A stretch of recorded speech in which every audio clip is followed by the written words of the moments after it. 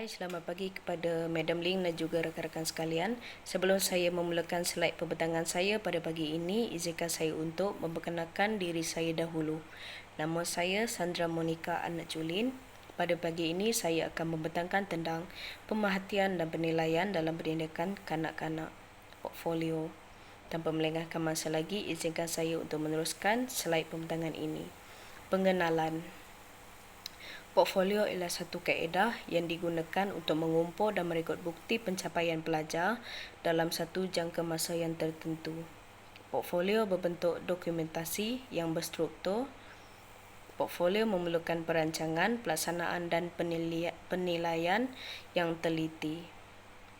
Kandungan portfolio boleh ditentukan oleh pelajar, guru atau secara kolaborasi oleh kedua-dua pihak.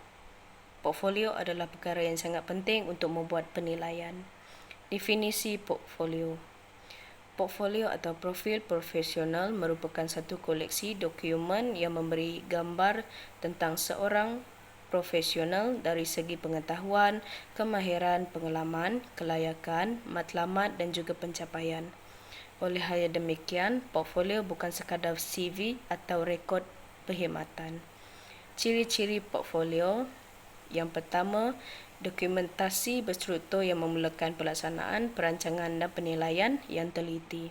Yang kedua, proses pembelajaran secara portfolio dijalankan secara kolaboratif untuk pencapaian kefahaman dan mendokumentasikan pemikiran secara kritis dan kreatif, serta pemilihan maklumat dari fakta dari peringkat awal hingga ke akhir. Yang ketiga, menggalakkan pembelajaran secara interaktif melalui kerjasama atau bantuan daripada pelbagai pihak. Yang keempat, kandungan portfolio terdiri daripada maklumat secara urutan dan mestilah logik. Yang kelima, portfolio bersifat relatif yang dirangsang melalui persoalan. Yang keenam, menggambarkan sejelas-jelasnya aktiviti pembelajaran iaitu rasional, matlamat, hala tuju, prosedur kerja, pengalaman dan juga harapan. Yang ketujuh, sesuatu yang dilaksanakan oleh pelajar secara autentik.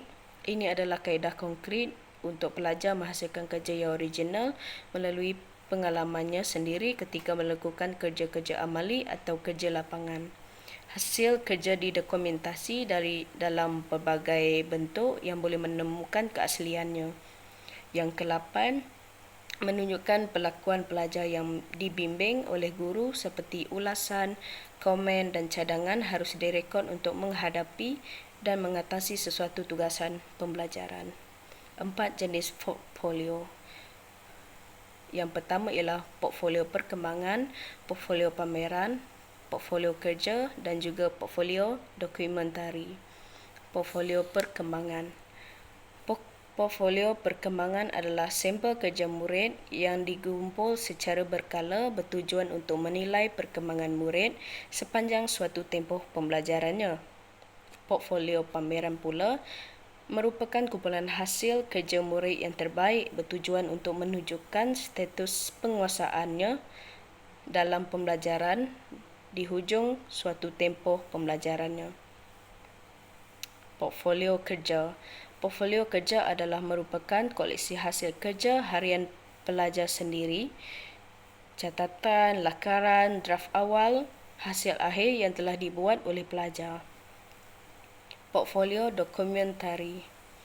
Portfolio dokumentari merupakan koleksi hasil kerja khusus untuk penilaian dan bukti-bukti proses yang dijalankan bagi menghasilkan sesuatu tugas atau perkara.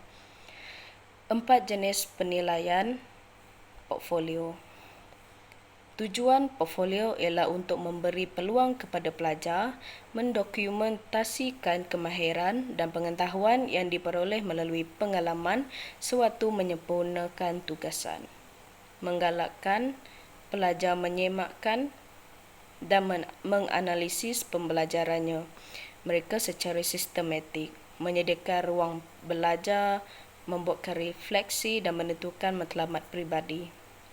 Pada hasil di mana pelajar akan mempamerkan kerja terbaik ataupun perkembangan pelajaran yang dilalui sepanjang pembelajarannya. dapat memenuhi berbagai tujuan sepanjang tahun semasa dalam pelaksanaannya kerana ia adalah fleksibel dan boleh ditukar kandungannya supaya bersesuaian dengan kehendak semasa. 2. Langkah-langkah proses penaksiran dan penilaian portfolio. Membantu murid mencapai perkembangan secara optimum bukan bertujuan untuk melabel dan membandingkan murid dengan murid yang lain, tetapi untuk meningkatkan pembelajaran murid berkenaan. Usaha untuk menambahbaikkan serta perkembangan murid di prasekolah lebih menekankan kepada usaha ke arah penambahbaikan serta perkembangan dan bukan pencapaian semata-mata. Matlamat balas yang diberi semasa atau selepas sesuatu aktiviti penaksiran merupakan faktor penting dalam menjayakan proses pentaksiran. Langkah-langkah yang membangunkan portfolio yang berkualiti ialah dengan menggunakan dan menyediakan murid ke arah mengikuti pendidikan formal bagi memastikan murid mencapai tahap pengetahuan dan kemahiran tertentu sebelum memulakan persekolahan formal di tahun 1. Pentaksiran merujuk kepada standard digunakan selaras dengan reka bentuk kurikulum standard prasekolah kebangsaan KSPK yang mula digunakan di semua sekolah pada tahun 2010.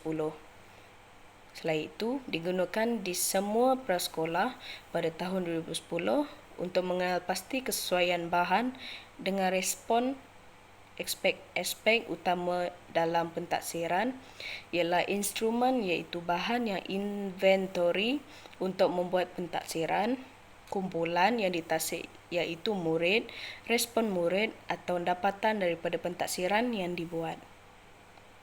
Yang terakhir ialah secara berterusan, sesuai dan dapat membantu perkembangan kanak-kanak yang sentiasa berubah-ubah. Mereka mudah terpengaruh dengan keadaan sekeliling, gangguan emosi dan tahap keselesaan mereka terutamanya disebabkan oleh orang terdekat seperti rakan, ibu bapa, guru, malah binatang peliharaan juga menjejaskan keputusan penilaian mereka. Kesimpulan, portfolio merangkumi hasil kerja kanak-kanak dalam tempoh mengikuti program prasekolah merupakan bukti perkembangan yang diamali sepanjang tempoh tersebut. Pengumpulan portfolio perlu dijalankan secara selektif bersama kanak-kanak. Penilaian kandungan portfolio perlu dijalankan melalui proses menyemak, membanding dan menganalisis perkembangan. Itu sahaja slide pembentangan daripada saya. Sekian, terima kasih.